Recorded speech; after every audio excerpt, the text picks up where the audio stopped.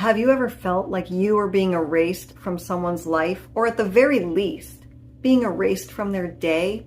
They do not care to hear what you have to say anymore, and they make that very clear with their act of violence. I'm sorry, I meant to say act of silence. You see, I get them confused because when I look back on my 20 years of dating emotionally unavailable, avoidant, breadcrumbing ghosters, I can't remember anything that was quite so painful as the feeling of being ignored. Hello friends, my name is Maria, and I know what it's like when someone can make you feel less than small. I know what it's like to feel invisible. Now I could sit here and clickbait you and tell you how to never be affected by the silent treatment ever again, but that's not realistic because being ignored is awful. In fact, I feel like the only time being ignored doesn't actually hurt us is when we don't really care about the other person involved. But I'm guessing if you clicked on this video, that's not exactly the case. But if you care about yourself more than to continue allowing other people to decide whether or not you exist, then grab a bottle of nail polish and let's talk.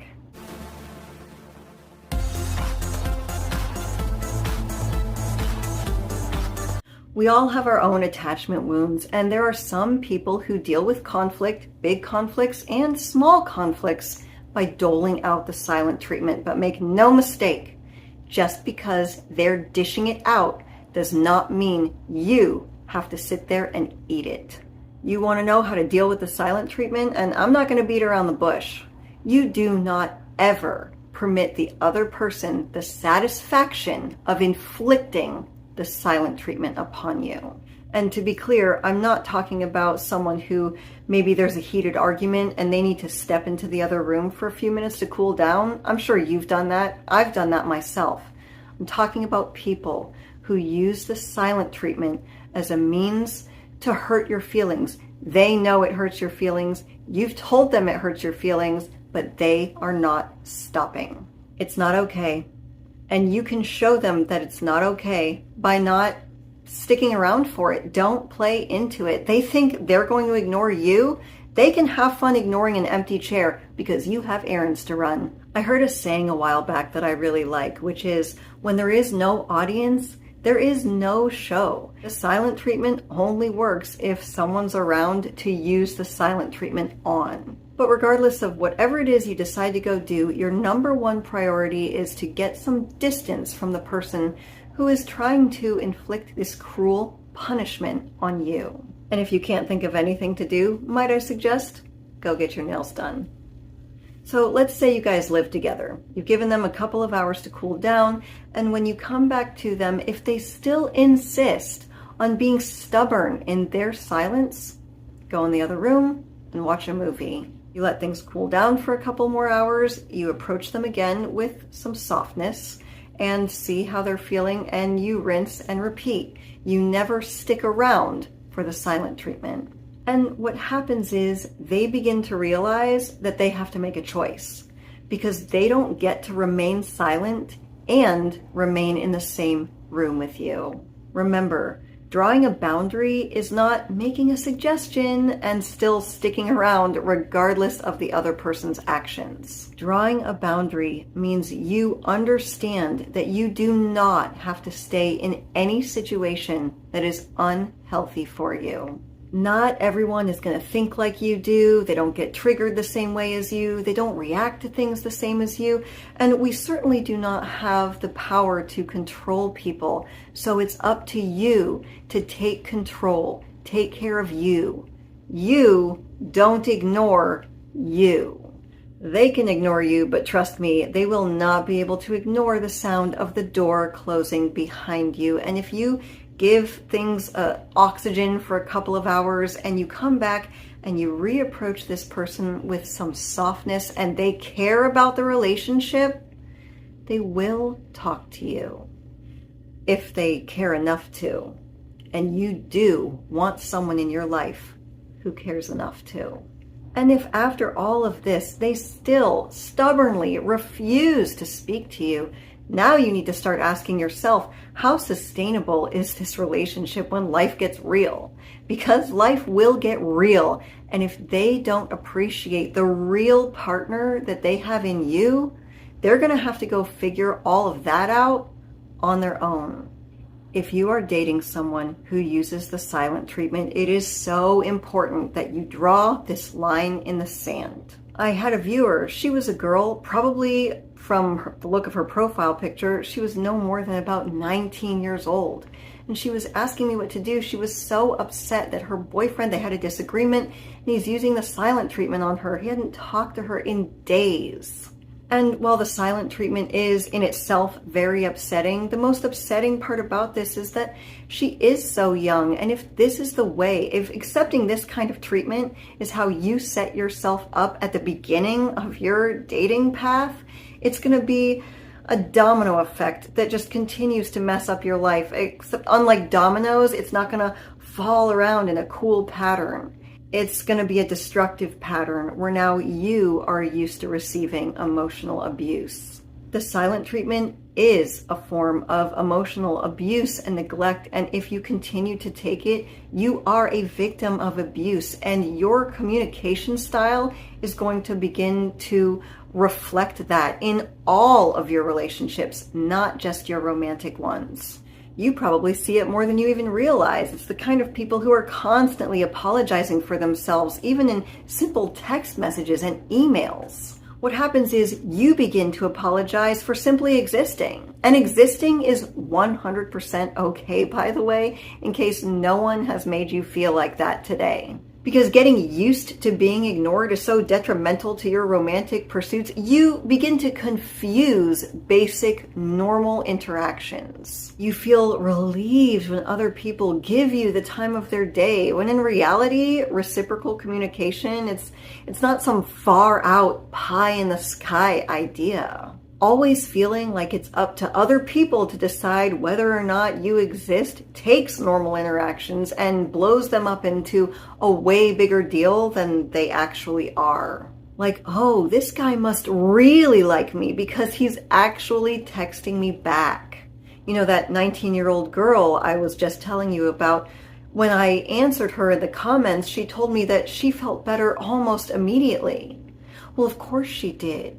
Because she wasn't being ignored. She asked a question and I answered her back.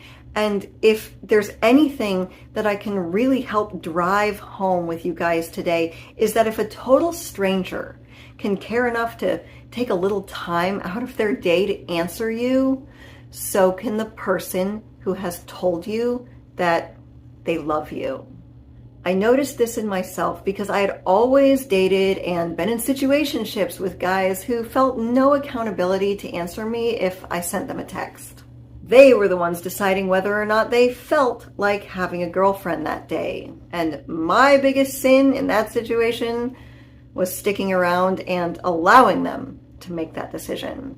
And after accepting this kind of treatment for a lot of years, I began to notice whenever there was a new guy I took an interest in and I would send him a text, not only would I immediately feel like I was bothering him, but it would ratchet up my anxiety because I didn't even trust that he would send me a text back. And that's terrible. That's a terrible energy to try to bring into a brand new romantic interest situation. Because answering people back is pretty normal. There's this one scenario with a guy I liked that turned pretty embarrassing because I thought he really liked me. Every time I sent him a text, he would answer me back so promptly. And I was like, wow, he is super interested in me. And it never occurred to me that some people are just very prompt texters. He wasn't interested in me. He was simply answering me back.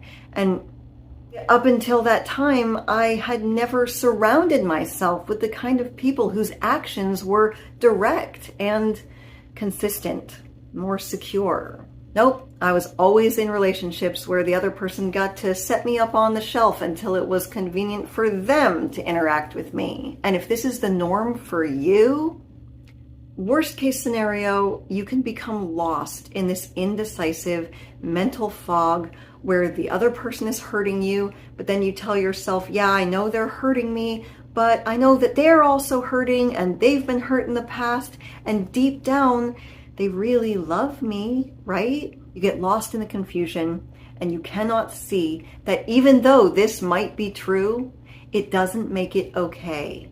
I think on a smaller scale, this kind of confusion shows up in situations where it's not common sense to you that if someone doesn't text you back for a week, they're just not as interested as you are. And while you might be really confused, the reality is there's nothing confusing about that kind of behavior.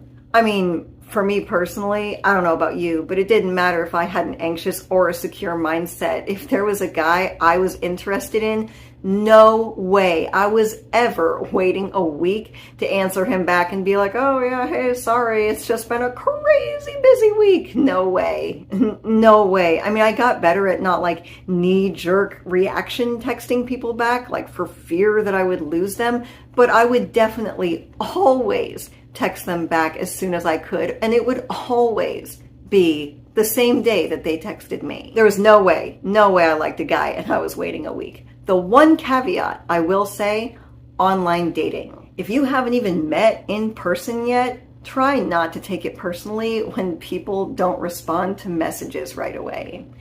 I think with online dating, that's just the nature of the beast, because there's been no chance to actually meet with someone and bond with them yet. There hasn't been any kind of a bonding process, and all the other person can see is your 2D looks. Well, welcome to the other half, where we know attraction is not just about looks. We also have to take care of the inner half, because it is paramount that you know beyond a shadow of a doubt that it is never okay to allow somebody else to decide whether or not you exist today. Also, stay away from people who treat you like you're lucky that they graced you with their presence. And if you would like to know a small way that I was able to nip that kind of behavior in the butt, I have a video called Reward Their Disrespect with Your Absence, and I'll go ahead and link that video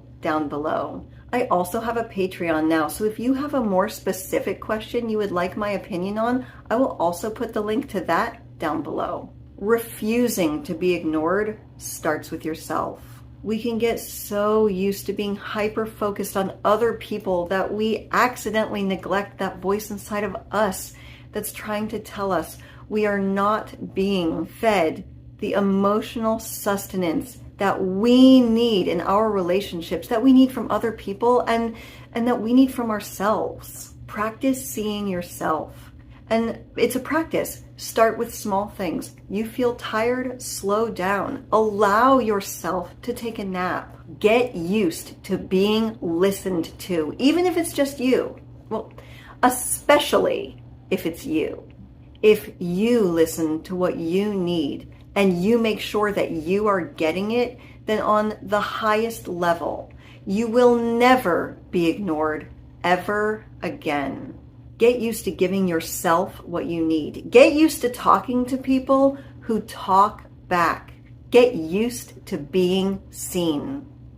I see you. Do you see me? Do you see what I see? I'm going to apologize for that one because my daughter's been on a big Dr. Seuss kick. If this video helped you, so will this one. My name is Maria Adriana. You did not have to live my life, but I certainly hope you can learn something from it. As always, thank you for visiting the other half.